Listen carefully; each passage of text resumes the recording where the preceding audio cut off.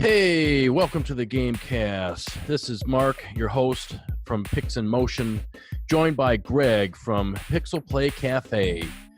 Today's podcast is going to be on probably one of my more favorite arcade ports from yesteryear, which happens to turn 20 years old this year, which is just boggles my mind, but that would be Crazy Taxi. Let's get into it.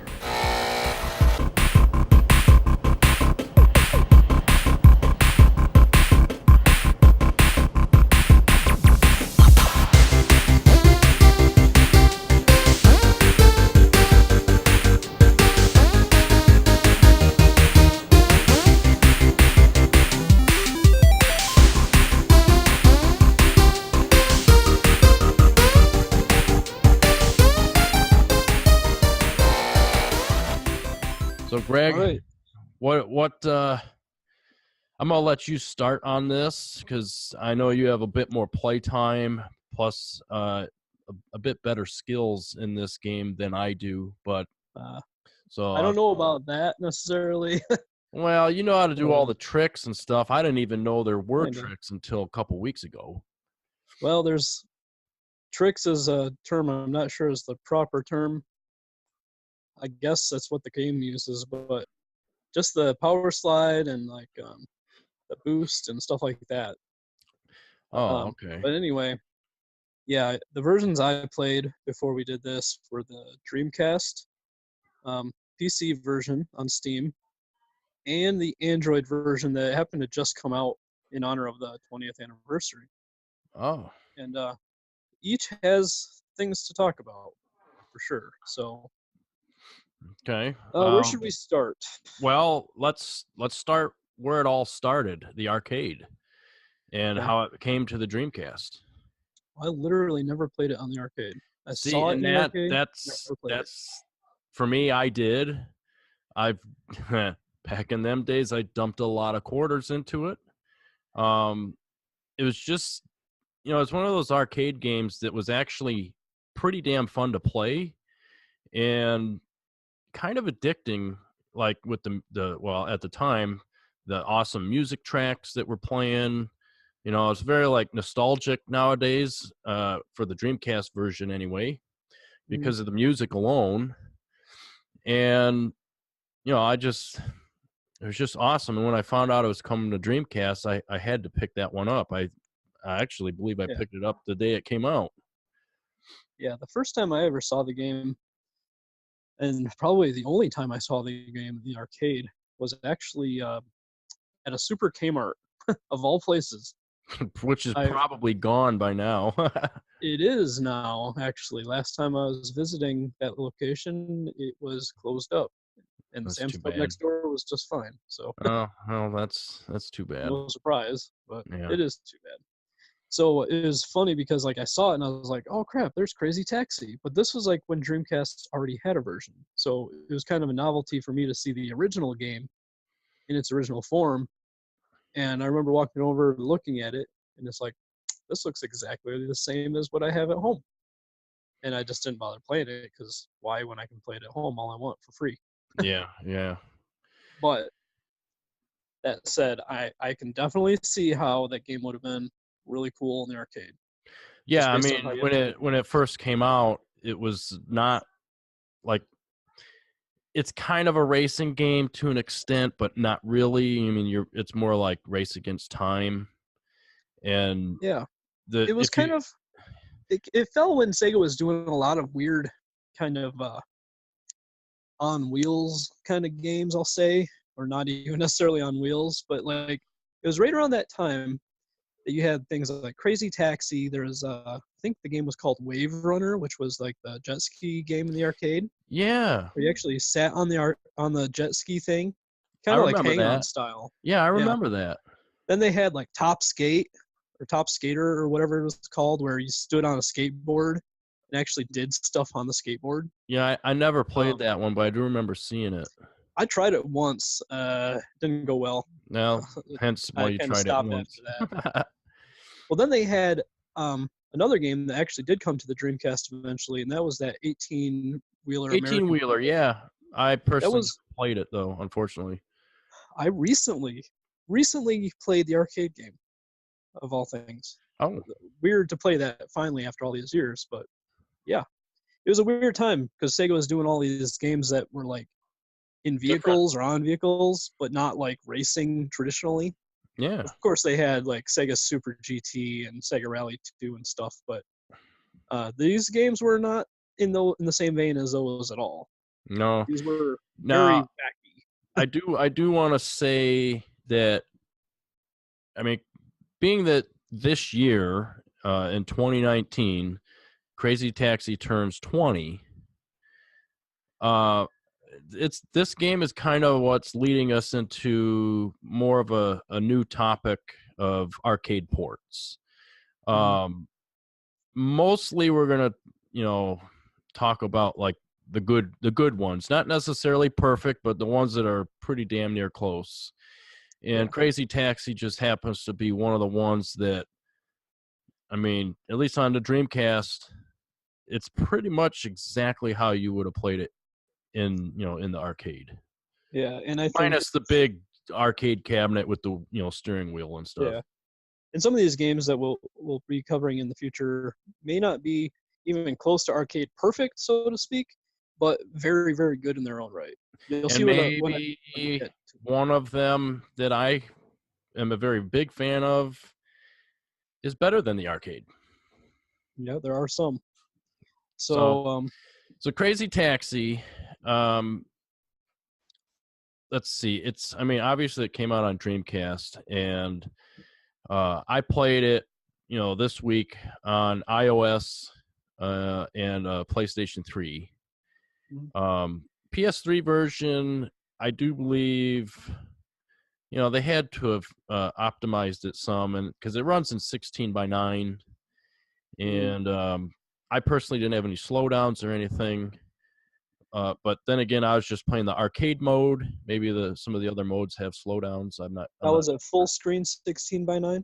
Yeah, yeah. Okay, because after we had talked earlier and you had mentioned that, I went in and was playing the PC version and realized that it had a border, and I'm Oh, not so sure that there was an option to change it. I probably checked. I don't remember. You might actually see it in the footage I sent you. But okay.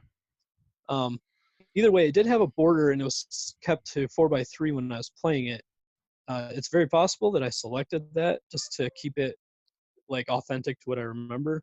Hmm. But the border is a little distracting.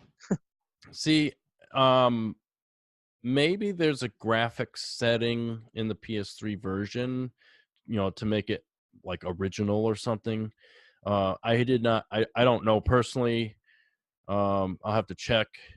Did it And stretch it, or did it actually it give you no, it more? it looks, at least when I was playing it, looked fine. I mean, it looked like a normal Oh, widescreen, presentation. So I'm not all right. exactly sure, because I know like Sonic Adventure on the PS3 is a 4:3. Yeah. So I don't know, maybe because like my version, I actually got it through the Humble Bundle, like that Sega Mhm. had, I don't know, last year sometime. And I was actually quite happy when I saw Crazy Taxi on there. I'm like, yes, and Mhm. it's HD, 1080p. I'm guessing 1080p. Um, Nice widescreen presentation. It's beautiful. Yep. Um, Now, obviously, as everybody can tell that's watching this, the game is really, really colorful and looks very crisp and clean, which was a trademark thing I think that the Sega Naomi slash Dreamcast hardware had, especially the Yeah. Naomi. It always stood out in that respect. But when you really look down, when you really looked into it, with that game in particular, it had some visual things that were kind of strange. The one thing I noticed earlier, I had mentioned to you before we started recording that I was getting slowdown in all versions that I played. Now I can't save for Android because I don't have a way to check frame rates or nothing with that.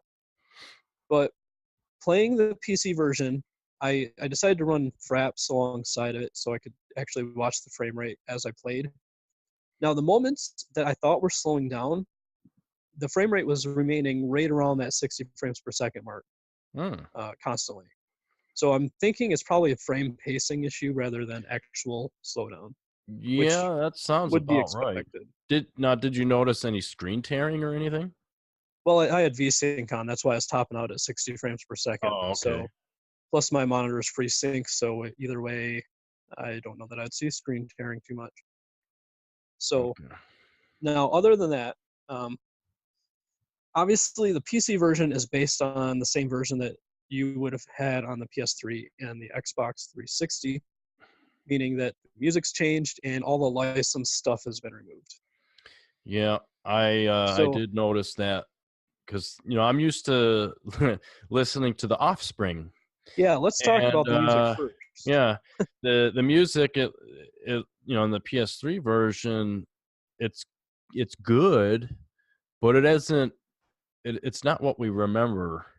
You know, No, and to me, it changed the tone a bit in the wrong direction because I some of can the agree. songs definitely didn't have the energy. Like they're fine songs on their own, but in the context of a game like Crazy Taxi, they just didn't fit. It was almost like um, when you played Jet Set Radio on the Dreamcast or Jet Grind Radio here in the States, I guess, and you get to a point where it plays a Rob Zombie song or a song from the band Cold, and Cold is like a really melodramatic rock band. It's like, this doesn't really feel right. Like Rob Zombie, you can kind of get away with because he was in every game back then. Yeah, But like Cold is like a alternative rock, hard rock kind of band that's like really somber all the time, and it's like I don't know what they were thinking with that. And that's what I kind of felt when listening to the tracks that were on that version, the Steam version of Crazy Taxi. It was like, I don't know, these are okay songs, but a lot of them didn't really fit. Uh, Other than that, you also had the branding. Now yeah. this didn't bother me quite as much as I thought it did initially. Like when I first found out about the branding being removed, I was kind of like repulsed. Like, oh man, that ruins it. 'Cause it was cool seeing like KFC and Well, Pizza that's Hut and kind all of that like other stuff. Shenmue. You know, they Did they remove the Coca-Cola stuff from the I HD version? I think so. Yeah. Well, here's the thing. My thoughts on that though, with Crazy Taxi, is yeah, it was really cool to see. And playing it in the Dreamcast version, it's still pretty cool to see these real world brands Yeah, like in Pizza this like, Hut. I believe Pizza Hut was in there. I yep, remember Pizza it. Hut, Fila, KFC, numerous things. It's cool because it adds like a somewhat of a grounding to that wacky universe. Yeah. But when you look at what they did in the newer, it's hard to say newer versions. I'll explain why in a minute. But the more modern versions, I'll call it. It's kind of funny. Like the game's fast paced, so you might not catch it. But if you do take the time to read the signs, they're really silly. Like they say things that are just really generic, and it kind of fits the world. Like Pizza Hut, I think is just pizza place. It's like, okay, you guys really try on that one. And it's a lot of weird stuff like that. I can't remember what KFC's was. It was something really off the wall, but I saw those and I actually read them, and it's like, okay, this actually kind of fits the universe because this universe is not at all realistic, so it kind of works. Yeah. I mean, they didn't even have to really put it in there before, but No. they were paid for it, so why not? Yeah, Um, but that kind of stuff to me doesn't matter so much. More so, than the music. yeah, The the music music, definitely. it's just the music sets the tone. It gets you into the mood. So, and then actually, like the one track from the Offspring, it kind of makes you want to drive faster and faster and Yeah, faster. well, And that's what I'm talking about with the energy. yeah, Just like Yeah, I Offspring, just didn't see that in, at least, in the updated version. right? The Offspring songs they selected were like some of the high energy songs from Offspring. So It's like it the really, high energy from the 90s.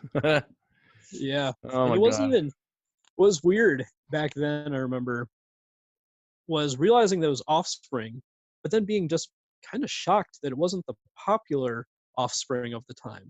Because those songs were taken from before the time when Offspring like blew up during that time period. Yeah.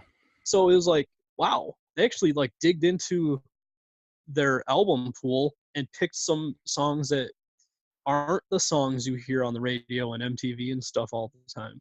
They picked some oddball songs instead, and it's like awesome. Like thumbs up to Sega. I kind of wonder if the cost of licensing maybe had a role in deciding that. Oh, I think so, absolutely. Because when you look at the time that the Xbox 360 and the PS3 versions came out, um, which were the first ones to have it removed, as far as I know. That's right around the time that Sega would have been struggling pretty bad. Like when they discontinued the Dreamcast, they kind of had like a influx of investor interest. Yeah. So because they were like going third party, so it was kind of exciting for investors. But by the time the Xbox 360 and PS3 came out, that's kind of dipping because the quality of the games they were putting out was questionable sometimes, and even when the games were good, they weren't selling as good as investors wanted. So I could see them cutting corners with like the HD versions of Crazy Taxi to save a little bit of cash. Oh yeah. Plus, I mean, with all the negative clout that is hanging around their heads and stuff because of the Saturn, and then the Dreamcast really only kind of surviving, like, what, from 98 until what, 2.5 years 2000, basically. 2001. 2001, maybe 2002. Yeah. It just, like, gamers like us we're upset. And Yeah. then you're like, wait a minute, you're not gonna just come out with a new system to compete? Or Yeah. it's, you and me, we're like, whoa, there's so much life left in the Dreamcast, and you're abandoning it? Yeah. Yeah. It was a hard time. I don't know. Do we want to talk about how that felt when Sega banned Dreamcast, or do we want to save that for a later video? Um, I don't. We could, because look at it this way. Crazy Taxi came out in what, 99? Yeah. And at that time, Or well, 2000, I think. So well, in the arcades it in came the out in arcade, 99. 99 probably. Yeah. So let's say in 2000 we get it on Dreamcast. Um, I was probably a little more excited than you at the time. I doubt it. Well, I don't know about maybe Crazy Taxi, but that's what I'm talking Dreamcast. about. Not, I'm just saying, as far as Crazy Taxi coming to the Right. Dreamcast, and mostly being arcade perfect, mostly. Um, that's in 2000, and then in 2001 they're like, "Oh, we're pulling the plug." But at the Yeah. same time, they were still going to release some games, and I do know that we did get would Crazy Taxi 2 come out? I think so. Yeah. Um. But that was Yeah, we did get Crazy Taxi 2 on Dreamcast. yeah. Not long after, like a year later. I think it was in 2001. And actually, funny So, thing about the time this, just real quick, about the time this podcast should be going up, will be about the 18-year anniversary of Sega announcing the end of the Dreamcast. oh my dear Lord. That's That's quite the sad. whammy. So I guess we do need to talk about it a little bit, huh? Yeah, we can do that. Let's do that. So, So, okay, switching gears a little bit. we'll get back to Crazy Taxi in a minute. So here we had Sega, who put out the Saturn with the expectation that 2D was still going to be the big thing. They were wrong. Big time. and they tried to compensate quickly and haphazardly. Didn't work out too well. Saturn still had a lot of great games, did really good in Japan, but flopped pretty much everywhere else.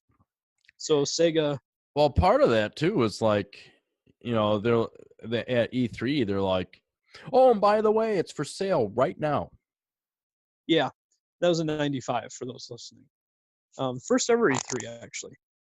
So the weird thing is though, is that and the really controversial thing that you'll hear people bring up all the time is that Bernie Stoller came in and took over as president and CEO of Sega America. And one of the first things he said in one of his early interviews, while the Saturn was still their main focus, apparently, was that the Saturn is not their future. It was a bad move because all those people who had just got a Saturn for holidays or whatever And they're pissed. felt pretty betrayed. Yep. Investors were like, "What? Wait a minute, hold on," and it broke consumer confidence a lot. And this was after the diabolical 32X disaster piece right Which there. was a whole nother nightmare. Yeah, we'll do that later. But Yeah, that'll be a Saturn, whole nother podcast. I mean, really. the Saturn was basically killed off 3 years after it came out, and it was replaced with the Dreamcast pretty quickly. That's not a very long time. No, Like, well, when you look see, at, at least in Japan, it was 98. The Dreamcast came out, Yeah. and wasn't the Saturn killed in 97? Pretty much. Well, they announced it in '98. In like spring of '98, they announced that Saturn is not their future, and that's when all the stuff started leaking out about the next system and this and that. Keep in mind, Saturn was still doing plenty well in Japan and continued to do well into the Dreamcast life for a little while. So over in Japan, Saturn is Sega's most successful console ever, which is that's weird to think. crazy.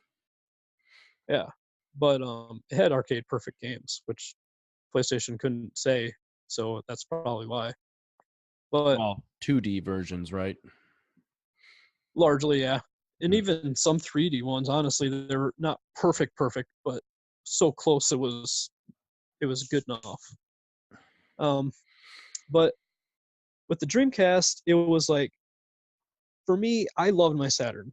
I had got a Saturn when it was their main thing, and I went through a whole thing of returning it, getting a N64, returning that, and getting a PlayStation. But then I went out and got a N64 separately, and then years later, finally got my Saturn again. And the thing is, I love the Saturn, but I recognize that they made mistakes. But the weird thing is, I was a Nintendo kid, like hardcore Nintendo fanboy. So it was weird for me to fall in love with the Saturn, obviously. And I pretty much didn't like the N64, so this was a flip-flop time for me. Hmm. And then they announced the Dreamcast, and I started seeing these screenshots, early screenshots of like Sonic Adventure, and it blew my mind. It's like, holy crap, Yeah, this looks so much better than Mario 64 even can. my favorite part, actually, because when I saw screenshots, I was like, there's no way this is real. And of course it was, and I pre-ordered at Toys R Us. In fact, I got a book from it that lists all the games and the specs and everything, and I still to this day have my receipt. And we didn't have a game when we got the system. I had to rely on the demo disc that came with it. And we played, my brother and I played pretty much every game in the demos, like, for a month. Mm-hmm. And then we bought Hydro Thunder, but we did not have a VMU yet. So that system stayed on for like a month straight without being turned off because we didn't have any way of saving it. Yeah. And we just played the crap out of Hydro Thunder. Yeah. the Dreamcast had me so hyped. It was ridiculous. Like, I had friends who were very anti-Sega still, and remember this was before Xbox, so they hadn't even Yeah. they weren't even okay with that.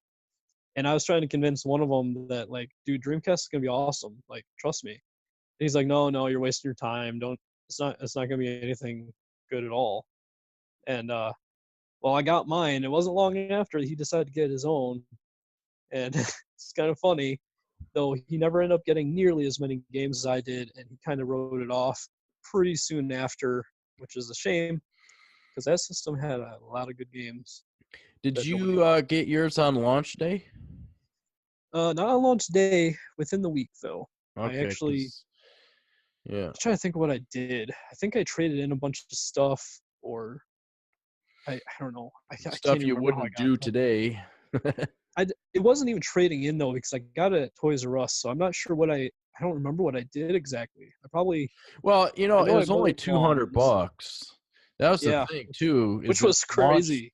launched at 199, and I like I said, we pre-ordered it, and actually we couldn't make it to get there on launch day, so we ended up going the next day, and thankfully they didn't sell my unit, Hmm. so got lucky there.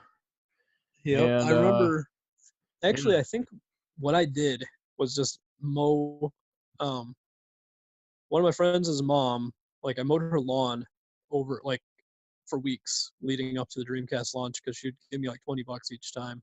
Oh, okay. So it was like I did as much as I could, and then that friend ended up getting a Dreamcast on launch day, and I was over and I was so psyched, and I guess she saw it because out of the blue, like 2 days later, she asked if we wanted to go to town, and I was like yeah, whatever. That's what we did a lot back then because gas was a buck a gallon, so it Yeah. wasn't so hard. And we went there, and she went to Toys R Us, and I was like, okay, this is strange. We didn't ask to go to Toys R Us, and and she went in there, or we went in there, and she's like, "Did they have one?" I'm like, "What?" She's like, "That thing that Christopher just got." And I'm like, "A Dreamcast?" And then like the dude at the counter was just like, "Yeah, we still have a few." And I was like, "Okay." And she's like, "We'll take one." And I'm like, "What?" She's like, "Do you have your money on you?" I'm like, "Yeah." And she's like, "I'll pay for the rest. Here you go. Happy Wow. birthday." And I'm just like, "Holy crap! I got a Dreamcast!" Yeah. And it wasn't like I didn't have the dilemma you did with the demo disc being my only thing. I did get Soul Calibur right away, Yeah, that's a but great that was game. it for a while. That was my first month game right there. Is Soul Calibur. Yeah, well, that game has a lot. I mean, for a fighting game, there's a lot to do in that. Oh yeah, and it was a really good fighting game at that. Like my girlfriend at the time and my friends' girlfriends at the time, they would sit there hogging my Dreamcast playing Soul Calibur with each other. It's like, dude, how is this happening? Back then, like you didn't ever see girls play video games. And here we are. It's like we're Yeah, sitting there and playing it.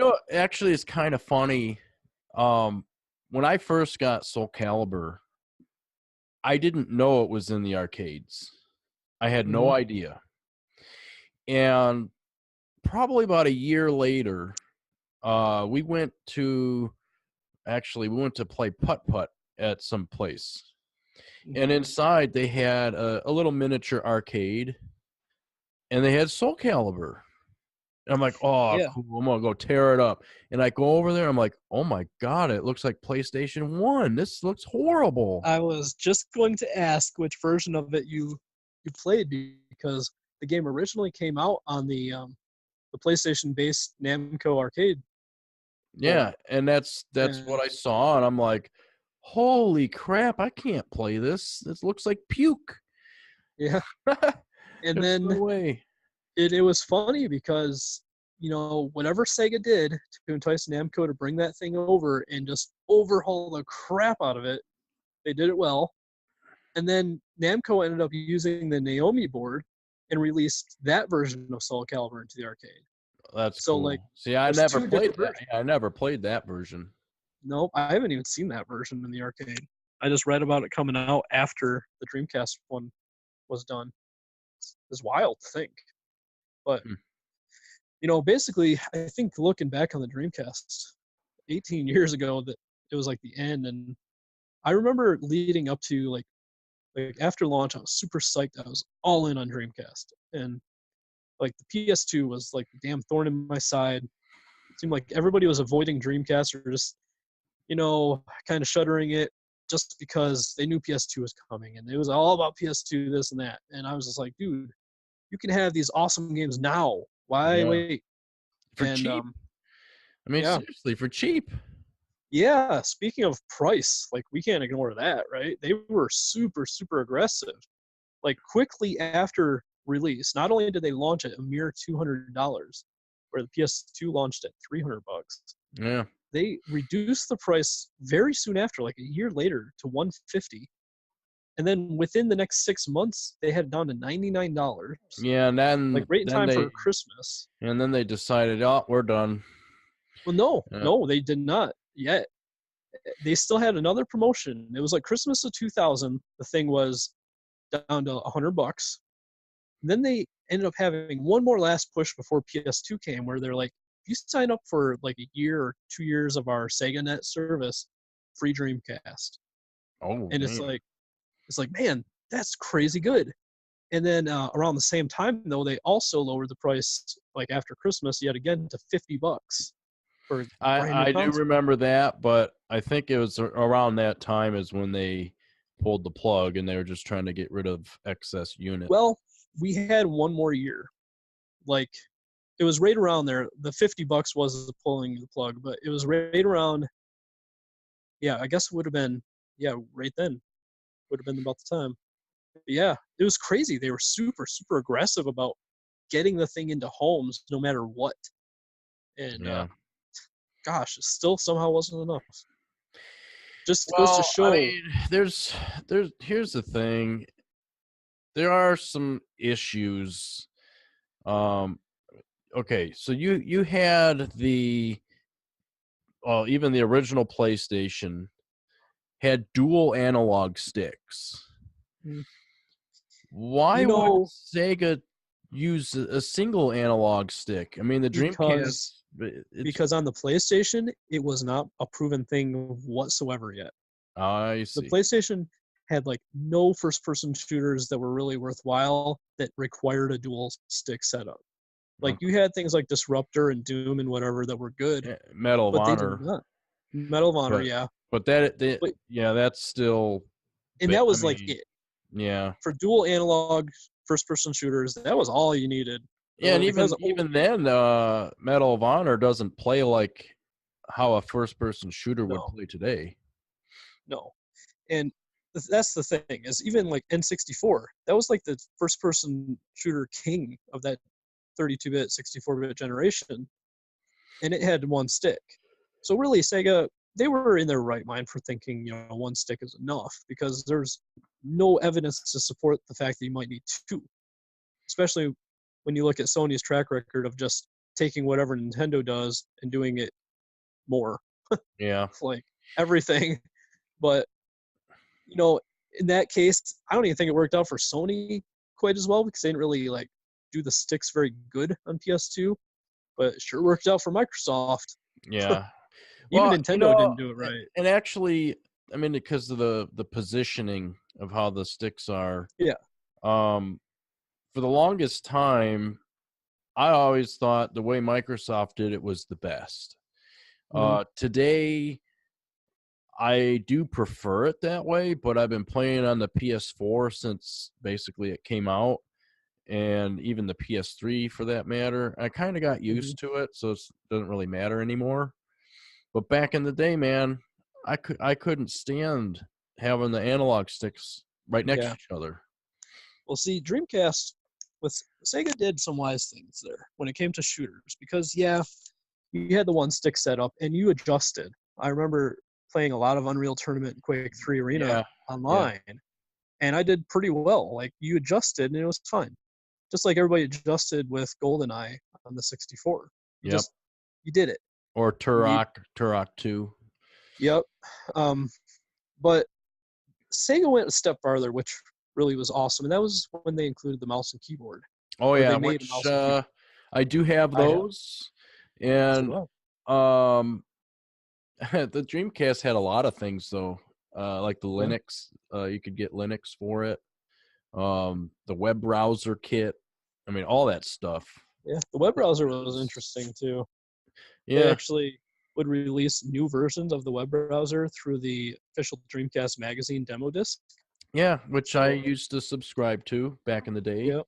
I Um, have Loved my getting those browser. demos. Yeah, it's pretty cool. They actually, I think they added Flash support in the final browser release, which was pretty awesome at the time.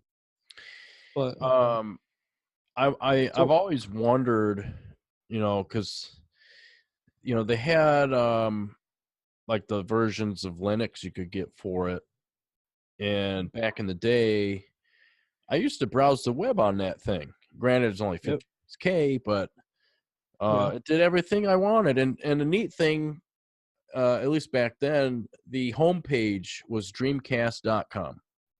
yep, And I remember being in high school, and we had just got high-speed internet there, mm, and they had certain websites blocked. mm, And some of them were like, "Why are you blocking this? I mean, that's kind of silly." Well, yeah, I remember because Dreamcast.com was, I don't understand what the site really was for, because it had nothing to do with Dreamcast. It just had like the logo, like the branding, and then in the middle of it was an address bar. So you huh. would type in what you wanted, and on the Dreamcast it Oh would yeah, take yeah, you. right. But you could go there on the computer, and it would bypass any type of locked or blocked out site. You could Oh, go neat. to it. And so basically, way back then, I'm thinking they essentially created a VPN or Hmm. something like one, a proxy server, I guess you could say. And that's what Dreamcast.com was. It Huh. was kind of strange. Yes, it was a strange time, But and think about this. I mean, this was way back 99 and 2000. And mm, see, it was, in some ways, it was so far ahead of its time. yeah. It's crazy. Well, You know that's what? It was so far ahead that, because even today, I mean, yeah, it's still getting games unofficially, but when you compare games that are on that system as well as, let's say, PS2, which power wise PS2 is far more powerful, but the yeah. games don't look as good. No, they It's typically don't. just crazy. It's so crazy. It was wild too because Sega not only for the first time in console history included a modem, but they ended up coming out with a broadband adapter, Yeah, which was awesome. I do wish I would have been able to get that. Yeah. And let's talk about the peripherals for just a second. Um, How about a crazy this, controller that I wanted so bad but could never get?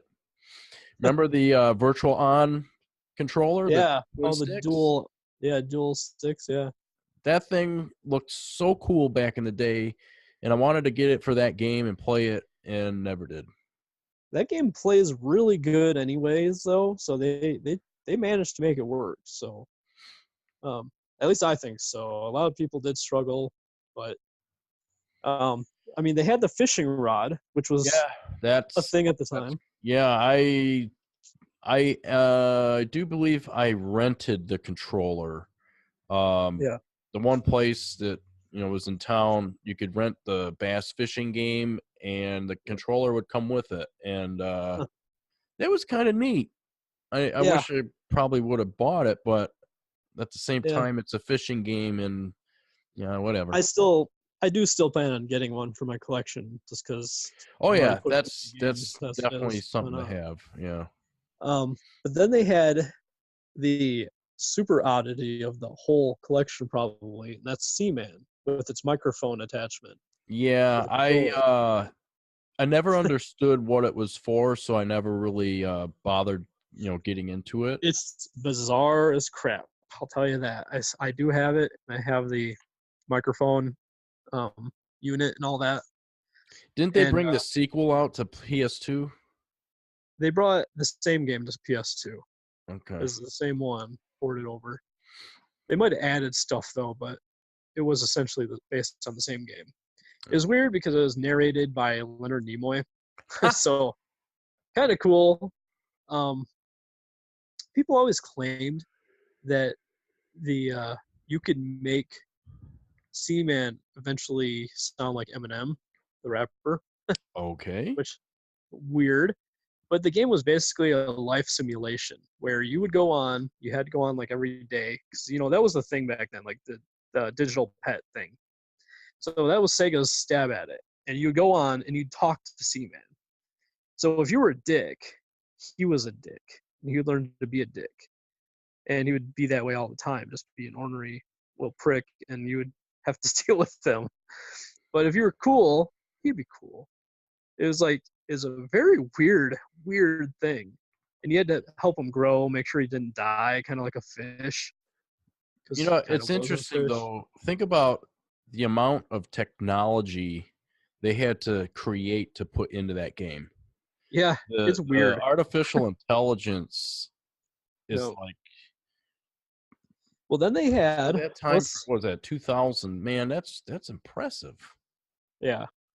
Well, then they had obviously the light guns, but Sega never made their own for the Dreamcast, which was strange. So like you had the Interact one, performance, Yeah, I got the third performance party, one. and very strange that they didn't make one. And I remember, like, I think mine might be the performance or the Interact. I can't remember. I'll have to look at it. I'm sending you a picture anyways, so everybody will be able to see it. But I remember a thing with that particular gun was that it was not perfectly calibrated. Like none of them. It was like a defect at the factory level that they just never fixed. So like every shot was just like slightly off to the left. So if you were aiming straight ahead, your shot would like fire just to the right of your your aim. So it's like okay, but what's funny is I adjusted to it. Never really bothered me. It's like I don't know. I always wanted to get two guns though. Play 2-player House of the Dead 2. And just like John Woo it through the whole Yeah, game. that'd been kind of cool. Yeah. Because I mean, Um. like my brother and I played House of the Dead all the time, the Yeah. sequel, Yep. and I would use the gun and he'd use the controller, and then we'd have to Yeah. trade, and it was like I wish we could have had a second gun for that purpose, Yep. but that wasn't the case. Well, then there was the maracas for Yeah, Sama de Amigo. never had those. Me either, and I want it, but it's so expensive. So maybe one day. I have the Wii version of that game, but the control is just crap. So I want the real deal. But then there was weird things. Do you remember the weird things that they were planning on coming out with Well, for the Dreamcast? I remember they had a zip disk drive that was Yeah, zip planned. drive. Um, Very weird. I don't really know what the purpose of it was going to be for, except It was for storing DLC. okay, because I wasn't sure at the time, and then around the same time, like a lot of that was being leaked. There was rumblings that Microsoft was coming out with something. No one really knew what, but oh my God, something's coming out. We know it, and I don't know. There's so many similarities between the Dreamcast and the Xbox. At times it kind of made you wonder. At times, for sure. The funny thing, though, and this is a good segue, is when the Dreamcast was sadly put to rest, the CEO at the time had become Peter Moore. He then took a job at Microsoft as head of the Xbox division and Yeah. launched the 360, Yeah. and you can really see the Sega influence on the 360 more than anything else. Like, people always ask for Dreamcast 2. It's the 360. It's the Xbox 360. That's Dreamcast 2. Like, if Sega was still making systems, that would have been it. Like, without a doubt. And man, wouldn't that have changed things? Because that system was a whole lot more successful than most other Sega systems ever were. Yeah. But Yeah. That's anyway, I don't know what else there is to say. It was really sad, and I really, even to this day, I kind of have a distaste towards the PS2 for killing the Dreamcast, just because people wouldn't buy Dreamcast because they knew PS2 was coming. yeah. And Well, the biggest thing, really, what I think killed it, not necessarily just the PS2, but the fact that the PS2 used DVDs. yeah, that was a big thing. That, I I think, was remember, the nail in the coffin. Most people who bought a PS2, they weren't actually buying it for the games. They were buying it because it was the cheapest DVD player at the yeah, time. and I remember around that time too, hearing rumors that Sega was planning a DVD add-on for the Dreamcast, I've actually which, seen the prototype for that. yeah, Um, which I I can't don't remember. think that would have really worked out too well. When you look at past add-ons from Yeah. anybody, really. I don't think it had the bandwidth anyways. Oh, I don't know. It would have used the serial port, and I have no idea what the spec is on that thing. It's not But, very fast. It would have worked well, fine as far as games, but I don't think it would have worked for playing movies. either way, we'll never truly know. No, But, that's for sure. it was a good system, and Sega relied heavily on its arcade games, but they had a lot of original stuff, which we're bound to cover one day. Yeah, Um, definitely. is there anything else you want to say about the Dreamcast specifically before we bounce back to Crazy Taxi? Actually, there is one thing. Okay. The CPU was clocked at what, 200 megahertz. megahertz? Yep. The Pentium 2, or maybe I have to look at the magazine. I don't have it offhand, but the Pentium that was out at the time was, I think it was a 533 megahertz Pentium 3, Mm-hmm. and the Hitachi SH4 for gaming, anyways, was way faster. Mm-hmm. It was it was a MIPS architecture, and I think Sega chose the right hardware for that system. Yeah, they definitely thought it out better. That's for sure. And no system does it this way, obviously, because hard drive space and that's much larger. But the operating system was not hardwired to the system. They allowed the developer to choose which one they wanted, and they could choose Sega's OS or Windows CE. Now, Yep. that was Microsoft's first major entry into the console business. Mm-hmm. But I don't think there's very many games that used Windows CE. Yeah, and the ones that did were problematic. They didn't tend to run very good. Sega Rally Sega 2 is Rally, probably the most yeah, notable, yeah, because it was Sega. It was a Sega Model 3 game, if I could talk, but which is a lot less powerful than the Dreamcast. oh yeah, big time. But because they went with the Windows CE for porting it over, it just didn't have the frame rate. Like, a lot was being used up by the operating system, it seemed like, And I think that is actually where Microsoft learned, you know, um, when the original Xbox was being made, they learned we need to strip everything down to the bare bones, and then they used the Windows 2000 kernel, yeah, and that's, I think, really saved their ass for that it's machine. probably it's probably why they use the hard drive too, because the reason a lot of people don't realize Windows CE was for like the Palm Pilots of the time and stuff like that, the handheld computers of Yeah, the late 90s. So it made sense when it came to Dreamcast, since the operating system did reside on the optical disc, and not like on a ROM chip inside the system or anything. So, but when it came to, doing better than Windows CE could do, obviously need more space. And then plus, the way it was done is actually really, really smart at the time, because we didn't have, we had the internet, but not like today where you could get updates every month. Yeah. So if Sega or even Microsoft at the time had updates to their Dreamcast OS, the developer would have access to it, and they just put it on the disc, and that's what they would use. Yep. So it really made it very seamless, as far as the user would be. You didn't have to worry about updating and all this other crap. Yeah. And your games came out complete. It was beautiful. Yeah, I feel like we could talk forever about Dreamcast hardware. Should we get back to Crazy Taxi and wrap?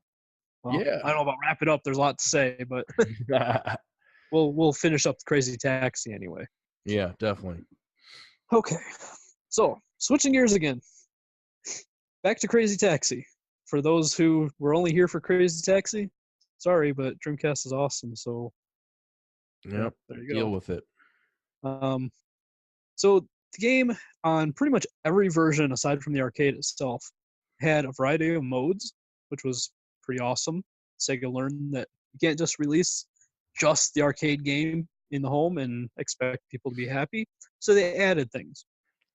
So of course you could play by the traditional arcade rules, and that's fine, that's good.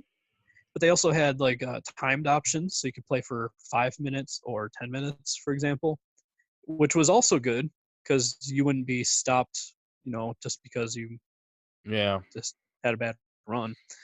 And then they had probably the weirdest part of the whole thing. That's Crazy Box.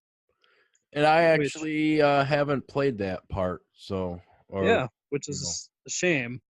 But it's not great, but it's a neat thing that I think everybody should try out at least once, because it teaches you. It's kind of like a really good tutorial that's also really challenging. It teaches you how to do things that will make you play the game a whole lot better. So it'll teach you how to do like a boost, because if you just hold down the gas and try to take off by flooring it, you're going to spin your tires for quite a while. The car don't. You know what? I noticed that today I was playing. Yeah, it kind of gets annoying. You're like, come on, let's go, and it's like just spinning tires. Well, Crazy Box teaches you how to avoid that. But then you also learn how to do like the power slide. There's some kind of bunny hop. I don't know how to do that off the top of my head either. But and there was something else too. But basically, Crazy Box is a bunch of challenges that you go one by one and you complete them.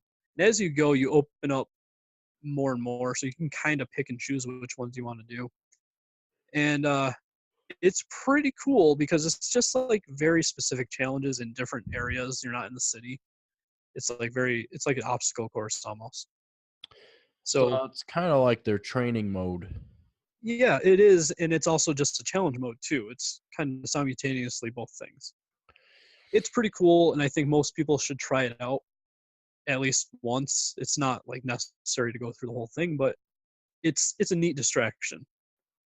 And then we already talked about the soundtrack and the graphics, and the controls. We could easily talk about that. I mean, Dreamcast.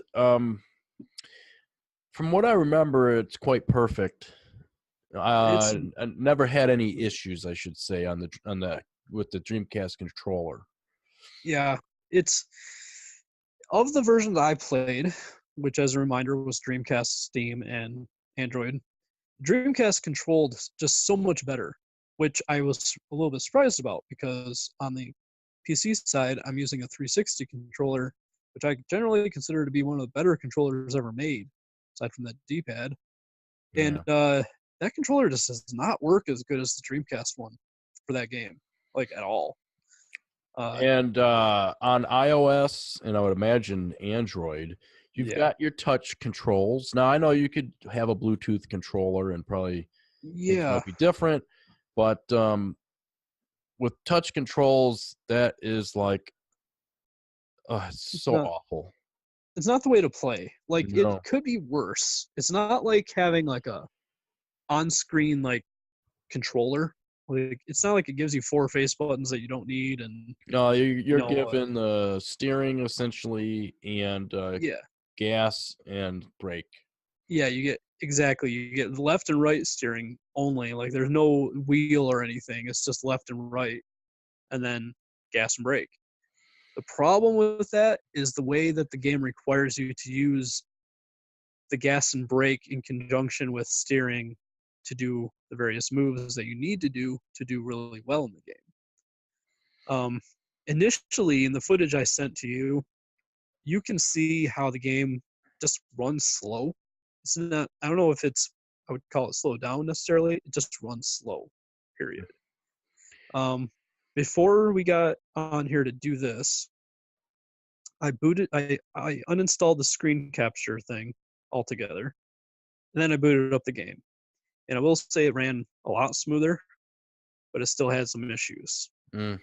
It wasn't like bad. It wasn't breaking the game or anything like that. It would just run slow at spots, and then it would bounce back. Not unlike the other versions, honestly, but worse, a little bit worse. But uh, Yeah, and see, I didn't have any slowdown or noticeable slowdown issues on either PS3 or iOS. Uh, my main issue, well, honestly, was just the controls. for the people listening, which iPhone are you using to try that? 6S Plus. Okay, I'm on Android and I use the LG G6, so it's a couple years old as of this recording, like about 2 years.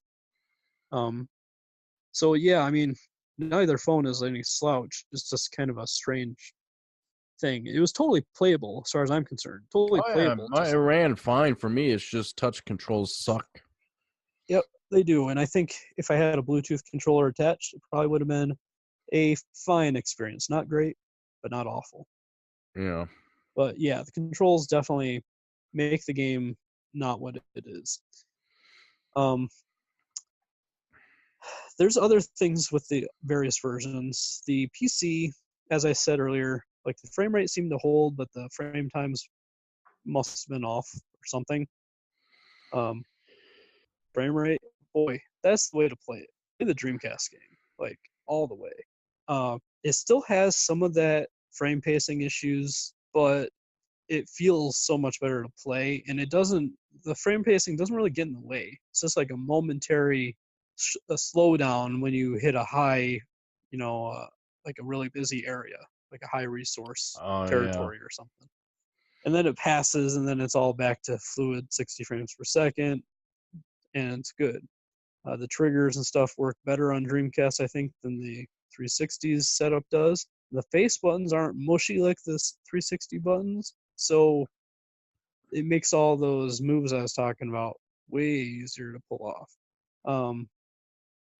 And the only other differences I really noticed was the Dreamcast obviously has more load times than especially the PC version and even the mobile version for that matter, but they're very short. So kudos to Sega on getting that one down, because you don't have to wait long to play. Yeah.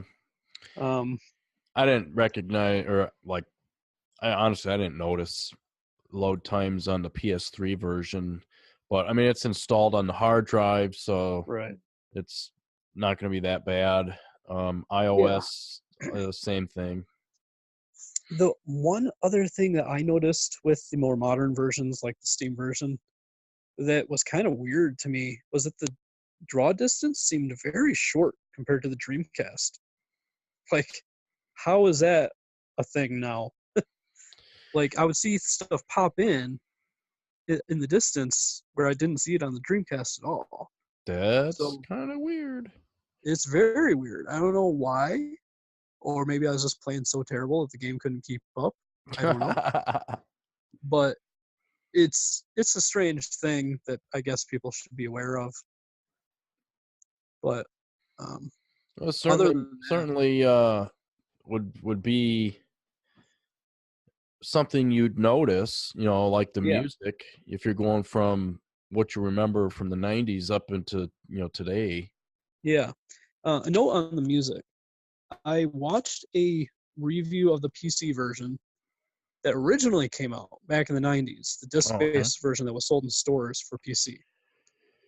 And apparently that game has the different music, but it has one big thing that makes it really easy to fix. And that's that the music files in the installation folder are literally MP3s, and you Oh, can swap wow. them out with different MP3s, and it'll play that music instead. Oh, that's actually pretty So awesome. kind of is, yeah. So if you have that, there you go. I don't know that the Steam version has that. I kind of have my doubts because apparently the original PC release did not run well even on like Windows XP when it came out, and just had never been optimized for anything else. So I imagine that the Steam version is not quite the same, but it's worth looking. Hmm. Other than that, I did try emulating the Dreamcast version through How, the Redream emulator. how'd it run on that?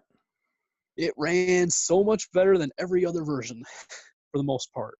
Wow. The only things I noticed were like the lines on the road and stuff, like little things like that, would kind of show through cars and other objects. So there was a little like, I don't know if you want to call it clipping or what, but definitely it did distract you a little bit, but the frame rate was so silky smooth. The frame pacing just was not an issue at all. Uh, the only issue I ran into with that game was again the damn 360 controller. Just it's the game's not meant for that controller, Hmm. but looked best, ran best on the emulator. So, That's pretty sweet, though. and my system is not powerful at all. So, yeah, Well, that's all I got. I don't know. that's This about a Taxi's a good wrap, game. I'm thinking. I mean, definitely sometime this year, I think everyone needs to play this game. Yep. It is Really 20 years old already, which I don't know what the official age of a game has to be considered retro, but 20 years is a long ass time. Yeah. It's really weird. It's Makes it, me feel it's so just old. it's crazy. I mean, obviously, Crazy Taxi, but still, it is crazy that Yep. we were 16 when we picked that Yep. game. Well, when it came out in arcades, Yeah. 16. Weird. It's weird to think. It's a long time ago. Yeah, Like 20 years. Man. and that's when arcades were still going, at least Yep. hanging on by a thread. You know, I mean, Yep. we still have them today, but not like back then. Nope, not at all. So I think they'll anyway, make a comeback. I agree that people should definitely play Crazy Taxi at some point. It's really good. With it being free on Android, that's obviously an option, though it's, as I've said, not the best option. Yeah, it's free on Um, iOS as well. Um, if you're a lover of touch controls, by all means, have at it. But I don't know. there's better ways to play it. Yeah, personally, obviously, I would say do the Dreamcast a favor and play it on that. But if you can't, the PS3 version seems to run really good and it's widescreen. So, um, Yeah, and I it's imagine the 360 game is probably pretty much the same. you would think, yeah. Yeah, it's just an assumption on my part. But yeah, great But game. anyway, thanks for tuning in this week. We missed last week because I was out of town and had prior engagements. But hey, we're back. And next week, we're we're actually gonna start something different. What were we calling it? I don't remember. Well, which one are you talking I about? am referring to the video games that were basically from various food and beverage companies. Okay. Um, We're gonna call that the Junk Food Chronicles. yeah. And we're not gonna cover all the games in one podcast. Uh, we're gonna kind of spread it out. And I don't know exactly which one we'll do first, but we're gonna have what's it called? Cool Spot. We're gonna do Chester's. Chester Cheetah, probably Yeah, both of them at some point. yep. And then Um, Avoid. Was it the Noid? Yonoid. Yonoid, Yep. which is from Domino's Pizza. Back in the day when they had Avoid the Noid campaign, and Yep. And I think there was the probably a little McDonald's bit of all the one. stuff. Pepsi Man, which I don't. I'm gonna be honest. I don't want to cover that one because that game is terrible. I do not either. That does not sound like a good game. But then let's see what else was there. Just off the top of our heads, like what we could think of. Well, Sure. obviously there's the Burger King Oh trio of yeah. games. Oh, and yeah, those games were actually, believe it or not, pretty good.